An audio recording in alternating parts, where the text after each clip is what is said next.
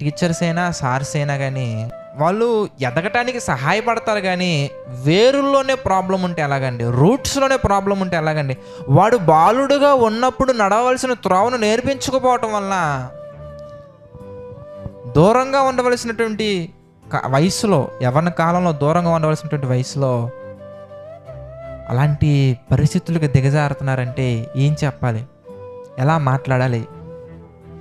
వీళ్ళే కదా రేపొద్దున మళ్ళీ పారిపోయేది, వీళ్ళే కదా రేపొద్దున పోలీస్ స్టేషన్లో మనకు కనిపించేది, వీళ్ళే కదా మనకి ఏవేవో మనకి చూస్తూ కనిపించేది, వీళ్ళే కదా న్యూస్ మీడియాలో మనకు కనిపించిన తర్వాత ఆ పాపే కదా వాడు నన్ను మోసం చేశాడని చెప్పేసి మీడియా ముందు వచ్చి ఏడ్చేది, లేదా వీడే కదా ఆ అమ్మాయి నన్ను మోసం చేసిందని చెప్పేసి కోర్టుల చుట్టూ తిరిగేది.